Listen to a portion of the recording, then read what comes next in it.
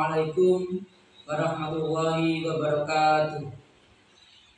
Innal hamdalillah nahmaduhu wa nasta'inuhu wa nastaghfiruh wa na'udzu billahi min shururi anfusina wa min sayyiati a'malina may yahdihillahu fala mudhillalah wa may yudlil fala hadiyalah.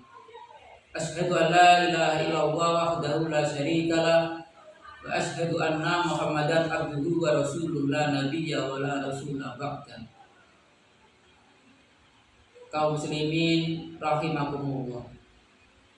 Syukur alhamdulillah atas nikmat yang Allah Subhanahu wa taala berikan kepada kita.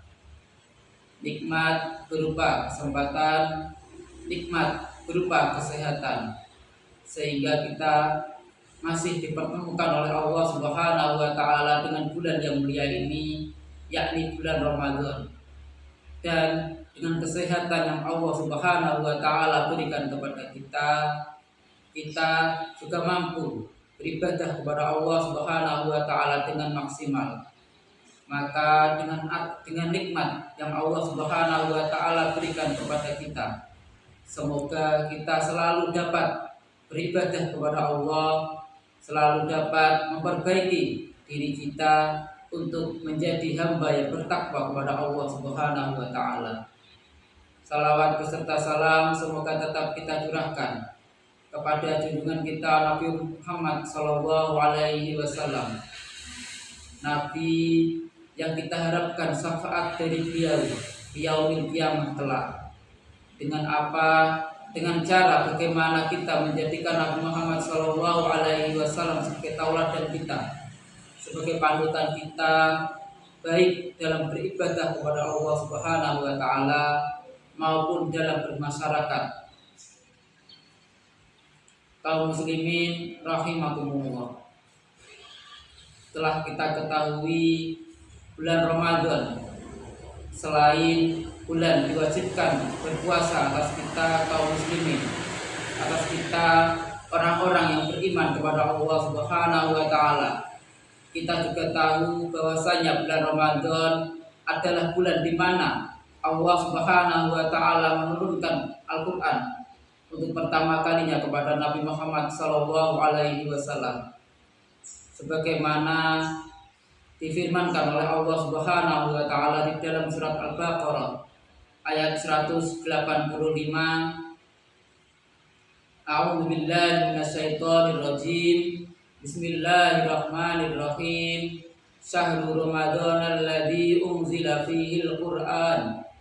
Fihi al-Qur'an hudan lin-nasi wa bainatin minal huda wal furqan. Yang artinya bulan Ramadan adalah bulan yang di dalamnya diturunkannya Al-Qur'an. Ayat ini menjelaskan yang pertama, bagaimana Allah Subhanahu wa taala menurunkan Al-Qur'an di dalam bulan Ramadan. Dan dalam banyak riwayat kita ketahui bahwasanya Nabi Muhammad sallallahu alaihi wasallam pertama kali diturunkan Al-Qur'an kepada Nabi Muhammad sallallahu alaihi wasallam adalah di Gua Hira. Dan ayat yang pertama kali turun adalah surat Al-Alaq ayat 1 sampai ayat 5 yang berbunyi A'udzu billahi minasyaitonir rajim. Bismillahirrahmanirrahim. Iqra bismi rabbikal ladzi khalaq. Khalaqal insana min 'alaq. Iqra wa rabbukal akram. Alladzi 'allama bil qalam. 'Allamal insana ma lam ya'lam. Dalam surat Al-Alaq ayat 1, Allah Subhanahu wa taala menyuruh kita untuk membaca Iqra bismi rabbikal ladzi khalaq. Bacalah dengan nama Tuhanmu yang menciptakan. Maka perintah ini adalah bagaimana kita berupaya untuk mendalami ilmu, berupaya untuk mendalami apa yang ada di dalam Al-Qur'an. Karena hal ini senada dengan tujuan Allah Subhanahu wa taala menurunkan Al-Qur'an dalam surat Al-Baqarah ayat 185 yang telah saya bacakan tadi. Hudal linnas, petunjuk bagi manusia. Maka kita, jika seandainya kita benar-benar menjadikan Al-Quran ini sebagai pedoman kita benar-benar menjadikan Al-Quran ini sebagai petunjuk untuk kita, maka wajib bagi kita untuk mempelajari apa yang ada di dalam Al-Quran dengan cara membacanya, dengan cara mempelajari isi yang ada di dalam Al-Quran tersebut, sehingga Al-Quran itu akan menjadi petunjuk bagi kita. Petunjuk mengapa kita diciptakan, sebagai contoh ketika kita membayangkan kenapa Allah Subhanahu wa Ta'ala menciptakan diri kita manusia di muka bumi ini, maka kita akan mengembalikannya ke dalam Al-Quran. Kita akan mempelajari apa dalil Allah Subhanahu wa Ta'ala yang menjelaskan mengapa kita diciptakan oleh Allah Subhanahu wa Ta'ala, yaitu wa ma khalaqtul jinna wal insa illa liya'budun. Bagaimana Allah Subhanahu wa Ta'ala menciptakan kita, menciptakan jin dan kita manusia hanya untuk beribadah kepada Allah Subhanahu wa Ta'ala. Kemudian ibadah-ibadah yang Allah Subhanahu wa Ta'ala perintahkan juga dijelaskan di dalam Al-Quran sebagai petunjuk untuk kita, umat manusia, dan terkhusus umat Islam, yang mana kita mengimani Al-Quran, yang mana kita meyakini bahwasanya Al-Quran adalah pedoman hidup kita. Kaum muslimin rahimakumullah. Kemudian lanjutan surat Al-Baqarah ayat 185, wa bainatin minal huda, dan penjelasan atas petunjuk tersebut. Setelah kita mendapati Al-Quran sebagai petunjuk hidup kita, di dalam Al-Quran pula ada penjelasan-penjelasan mengenai bagaimana Al-Quran itu menjadi petunjuk.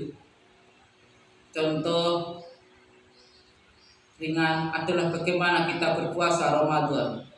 Kita juga diberi petunjuk oleh Allah Subhanahu wa Ta'ala bagaimana orang-orang yang diperbolehkan untuk meninggalkan puasa, yaitu orang yang dalam keadaan safar, orang yang dalam keadaan sakit, dan juga petunjuk-petunjuk yang lainnya yang Allah Subhanahu wa Ta'ala jelaskan tentang bagaimana kita menjalankan ibadah puasa. Kaum muslimin rahimakumullah. Kemudian selain sebagai petunjuk kita, Al-Quran juga sebagai pembeda, wal furqan. Al-Quran secara jelas membedakan mana hal yang buruk dan mana hal yang baik, mana hal yang benar dan mana hal yang salah, mana hal yang baik yang patut untuk kita laksanakan dan mana hal yang tidak boleh untuk kita kerjakan. Maka dari itu kaum muslimin rahimakumullah, sebagai umat Islam, sebagai orang yang beriman kepada Allah Subhanahu wa Ta'ala dan mengimani Al-Quran, maka patutlah bagi kita untuk senantiasa mencari apa yang benar dan apa yang salah, mencarinya di dalam Al-Quran dan meyakini bahwasanya petunjuk yang ada di dalam Al-Quran adalah sebuah kebenaran tanpa ada keraguan di dalam hati kita sedikit pun. Kaum muslimin rahimakumullah. Kemudian di dalam Al-Quran juga terdapat pahala jika kita membacanya, dan pahala tersebut adalah 10 kebaikan. Rasulullah Shallallahu Alaihi Wasallam menjelaskan 10 kebaikan itu alif lam mim, tidak dinilai 10 kebaikan, tetapi alif 10 kebaikan, lam 10 kebaikan, dan mim 10 kebaikan. Maka kita masih diberikan kesempatan oleh Allah Subhanahu wa Ta'ala bertemu di bulan Ramadan ini, maka perbanyaklah membaca Al-Quran. Dan nanti jika seandainya kita sudah meninggalkan bulan Ramadan, tetaplah istiqomah untuk membaca Al-Quran, mengharapkan petunjuk dari Allah Subhanahu wa Ta'ala, mengharapkan apa yang kita baca selalu mendapatkan keridhaan dari Allah Subhanahu wa Ta'ala. Mungkin ini sedikit apa yang bisa saya sampaikan. Ada kurang lebihnya saya mohon maaf yang sebesar-besarnya. Terima kasih. Billahi fi sabilil haq fastabiqul khairat. Wassalamualaikum warahmatullahi wabarakatuh.